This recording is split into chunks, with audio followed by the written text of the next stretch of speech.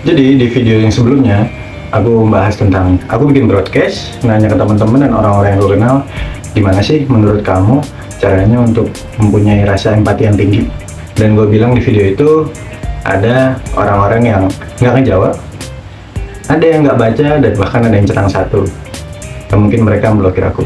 Akhirnya salah satu temanku besoknya setelah video yang kemarin itu tayang, dia ngebahas, dan aku pengen ceritain ke kalian tentang obrolan kita. Kayaknya kayak gini, ini kuesioner buat siapa emang, Fred? Gitu katanya. Aku jawab, oh, tujuannya untuk aku pengen tahu pendapat teman-teman dan orang-orang yang aku kenal. Terbesit aja di kepala, aku tanyain aja gitu. Dia bilang, anjay, aku kira buat kuesioner penelitian gitu. Bukan tujuan profesional sih, kalau aku pengen tahu cerita teman-teman aja. Serunya banyak yang respon, jadi kita berdialog gitu, ngobrol lewat chat. Dan unik-unik, keren-keren. Ya banyak juga yang cuma jawab C gitu sih. Yang jawab ada nggak katanya gitu. Ada banyak sih, ada yang dikemas beda-beda. Ada yang jawab semua benar, ada yang cerita, ada yang jawab semua benar kecuali B. Terus dia nanya, jawaban yang paling berbeda apaan, Fred, gitu kan. Kalau untuk aku sih yang paling berkesan, paling beda itu yang bilang semuanya nggak jamin. Jadi karena ada dua orang tuh ya.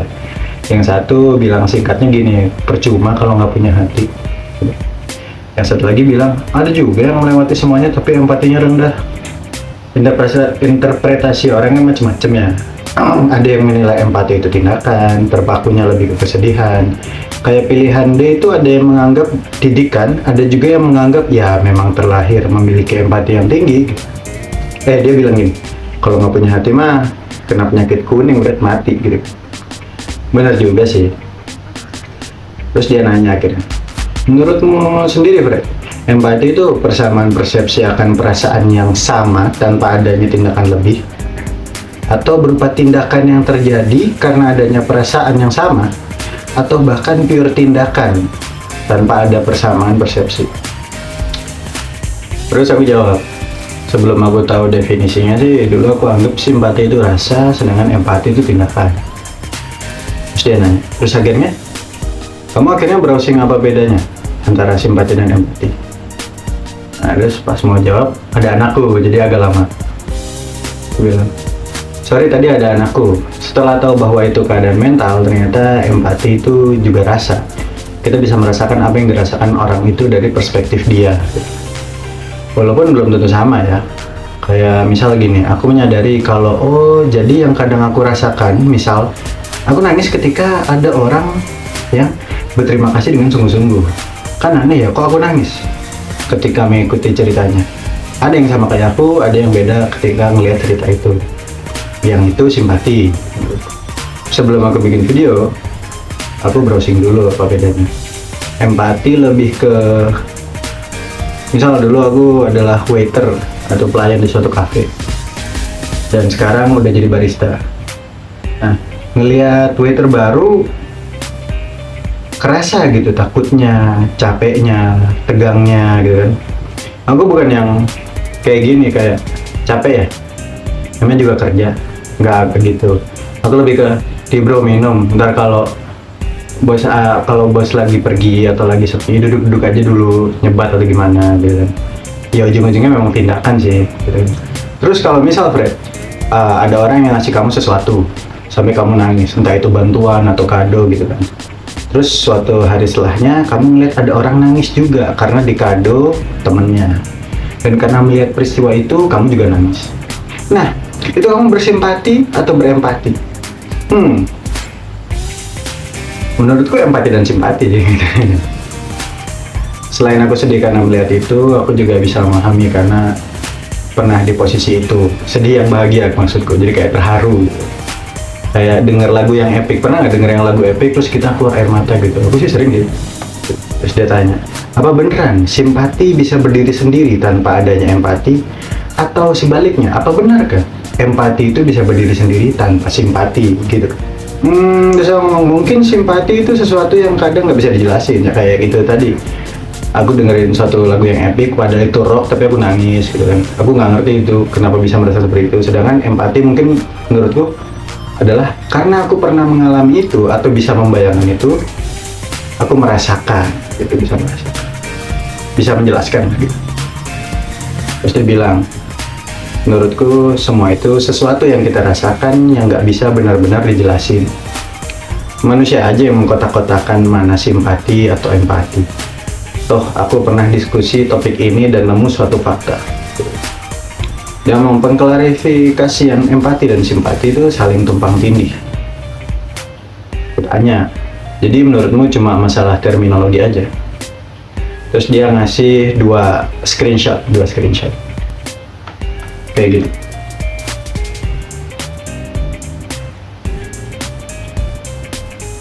Setelah ngasih screenshot itu dia nanya, terus yang pakai emosional tuh yang mana? Simpati atau empati? Tumpang tindih dong dia ngomong gitu kan. Terus aku jawab, menurutku dua-duanya pakai perasaan ya, sesuai yang ini. Bedanya yang satu bisa benar-benar memahami dan biasanya ada lanjutan tindakan.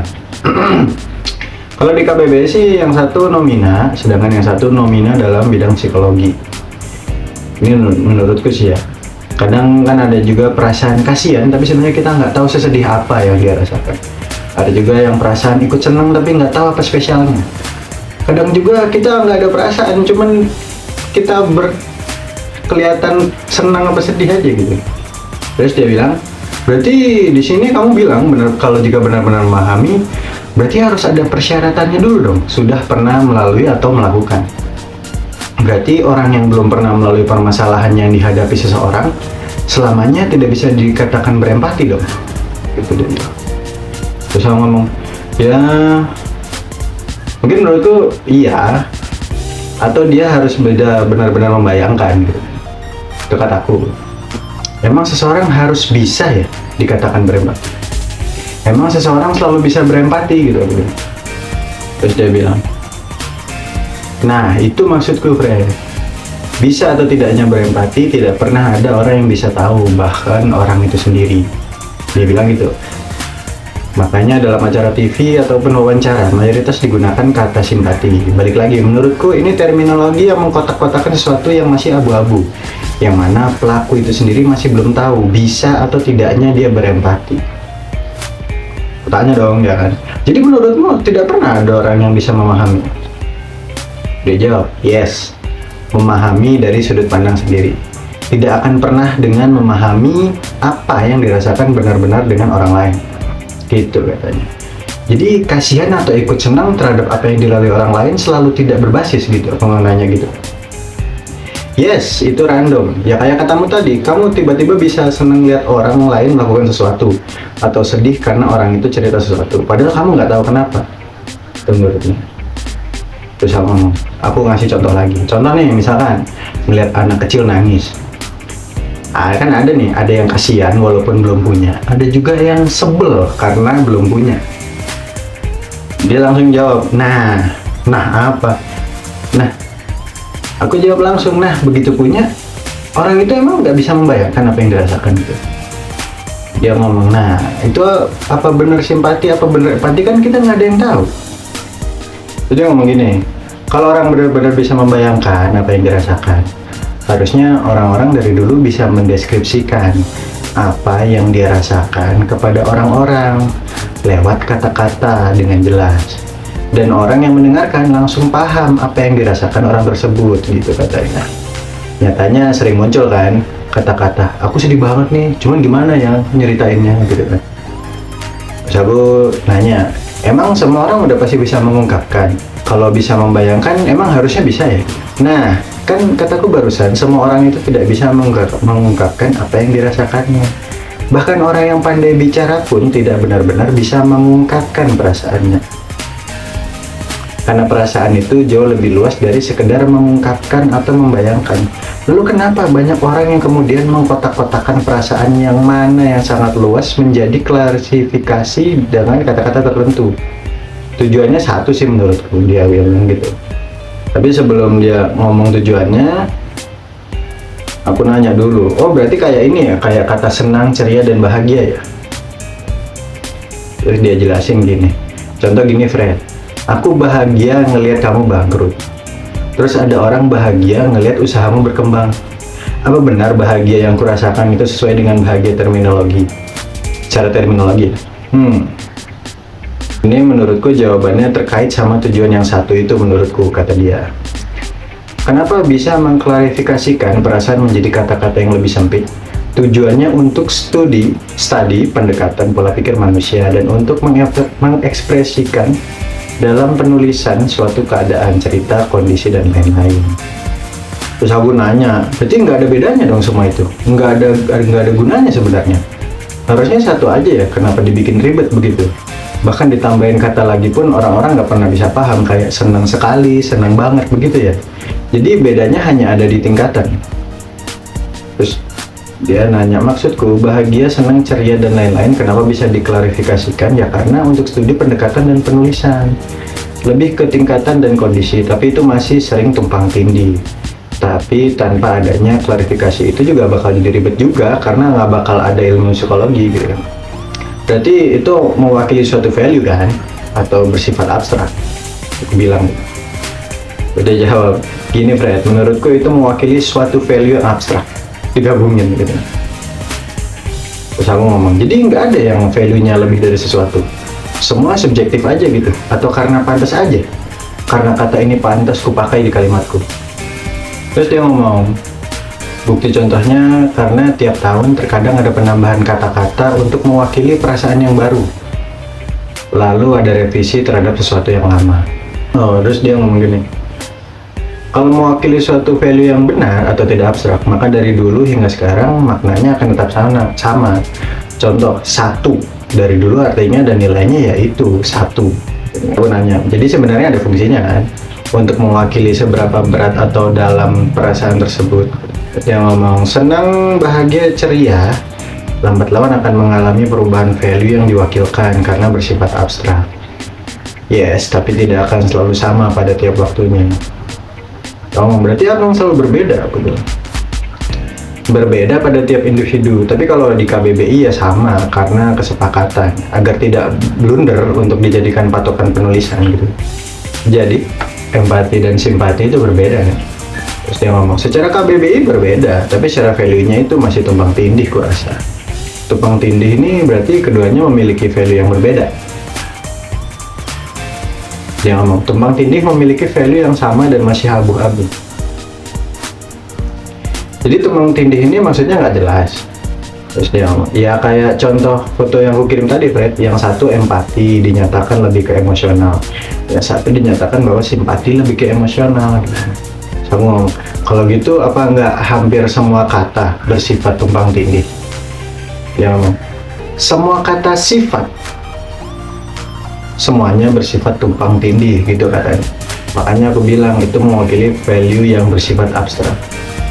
Dia ngomong, berarti kayak hampir nyaris sedikit lagi itu nggak bisa ya, bisa dapat, bisa racun, karena kan dia ngomong kata sifat gitu.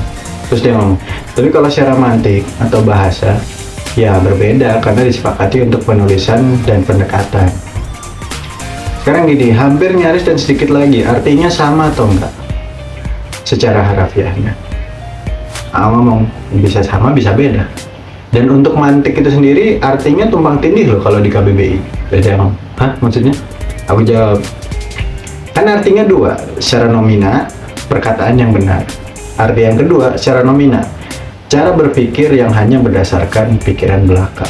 Terus dia ngomong, nah itu aja kan artinya secara KBBI yang mana disepakati untuk penulisan terkadang juga tumpang tindih. Dia ngomong, jadi semua kata artinya tumpang tindih dong, bukan cuma kata sifat. Terus dia ngomong, bisa jadi, tapi setahu gue kata sifat. Kalau kata beda itu biasanya mempunyai bentuk yang sama, tapi arti yang berbeda setahuku. Terus aku ngomong, lah untuk yang mantik tadi, itu nomina, suatu kata yang katanya tidak bisa digabungkan dengan kata tidak. Jadi biasanya dipakai sebagai subjek atau objek. Itu penjelasannya di KBBI. Kenapa mantik itu nomina, aku bilang. Terus dia ngomong, ya karena disepakati lah. Iya benar sih. Sama kayak simpati dan empati, disepakati untuk suatu tujuan. Tujuannya yaitu untuk studi, pendekatan, dan penulisan. Dia ngomong, menurutmu kan tadi tumpang tindih, jadi menurutmu kamu nggak sepakat? Kamu tidak sepakat dengan kesepakatan ini? Secara bahasa ya harus dong, tapi secara harafiah kadang aku kurang sepakat dengan kata-kata tertentu. Contoh kayak tadi, aku bahagia ngeliat kamu bangkrut, tapi ada orang bahagia ngeliat usahamu berkembang. Apakah bahagiaku sama orang itu secara harafiah akan sama gitu? Banyak lagi. Jadi secara pribadi, sebagian kata yang mewakili sifat, watak, perasaan, karakter, kamu tidak sepakat. Bukan tidak sepakat secara penuh, dia bilang, tapi kurang sepakat untuk beberapa kata yang menggambarkan perasaan. Makanya Indonesia bentuk katanya lebih sedikit dari bahasa Inggris. Contohnya crowded, itu katanya. Coba sebutin kata dalam bahasa Indonesia yang mewakili artinya secara persis.